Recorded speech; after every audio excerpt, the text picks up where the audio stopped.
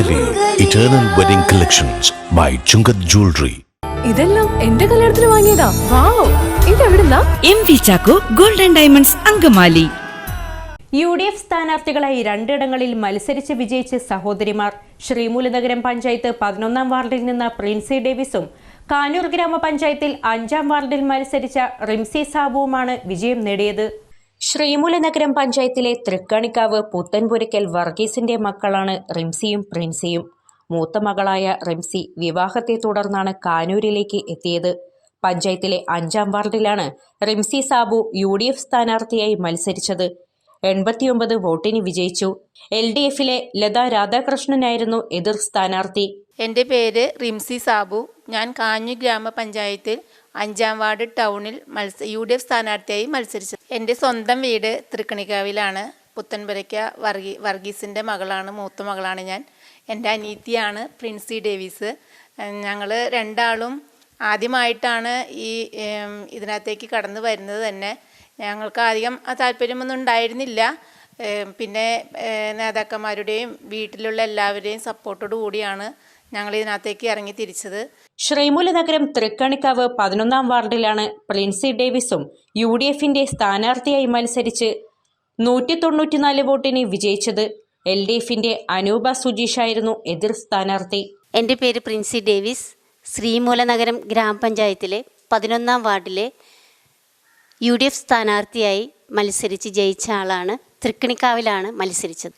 ആദ്യമേ തന്നെ ദൈവത്തോട് നന്ദി പറയട്ടെ. ദൈവസ്നേഹം വർണ്ണിച്ചിടാൻ വാക്കുകൾ പോരാ, നന്ദി ചൊല്ലി തീർക്കുവാനീ ജീവിതം പോരാ. എന്താ പറയുക, ഞങ്ങൾക്ക് പ്രതീക്ഷിക്കാത്ത ഒരു ഇതാണ് ഞങ്ങൾക്ക് കിട്ടിയത്. ഞാൻ ചേച്ചീനെ വിളിച്ച് പറഞ്ഞു കഴിഞ്ഞപ്പോൾ ചേച്ചി പറഞ്ഞു, ഇവിടെ ഇതൊക്കെയൊരു സംസാരമൊക്കെ വന്നിട്ടുണ്ട്, അപ്പം നിനക്ക് കിട്ടിയ അവസരമാണ്, നീ പാഴാക്കരുത്, നീ നിൽക്കണം എന്നാണ് പറഞ്ഞത്. അപ്പോൾ ഞാനും അവളോട് പറഞ്ഞു, അങ്ങനെ നിനക്കും ഒരു ചാൻസ് കിട്ടുകയാണെങ്കിൽ നീയും നിൽക്കണം, അപ്പം നമുക്ക് രണ്ടാൾക്കും ഒരുമിച്ച് മത്സരിക്കാം.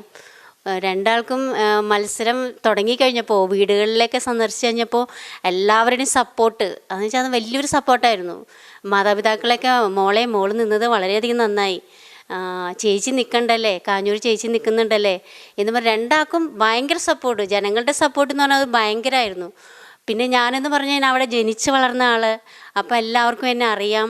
ഇരുവരും ആദ്യമായിട്ടാണ് രാഷ്ട്രീയ മേഖലയിലേക്ക് ഇറങ്ങിയത്.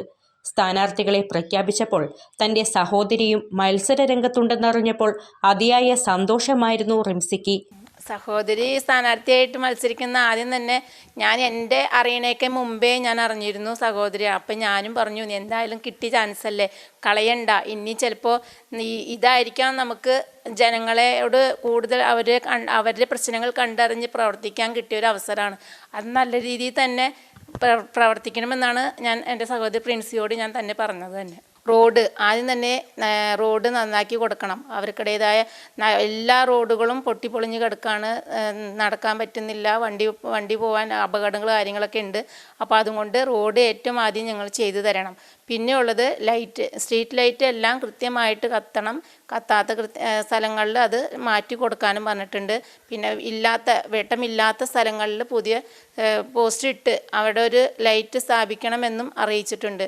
പിന്നെ വീടില്ലാത്തവർ കുറേ പേര് അങ്ങനെ വീടിന് വേണ്ടി സഹായം വേണം, സാമ്പത്തികമായി ജോലിയില്ലാതെ പിന്നെ ഭർത്താക്കന്മാർ മരിച്ച വിധവകളായവർക്ക് അവർ ചെറിയ ചെറിയ തൊഴിൽ സംരംഭങ്ങൾ ഉണ്ടാക്കി കൊടുക്കാനും അറിയിച്ചിട്ടുണ്ട്. പിന്നെ ചെറുതും വലുതുമായ ജനകീയ പ്രവർത്തനങ്ങൾ ചെയ്ത് നല്ല രീതിയിൽ പ്രവർത്തിക്കാനാണ് എന്നോട് എൻ്റെ ജനങ്ങൾ അറിയിച്ചതും.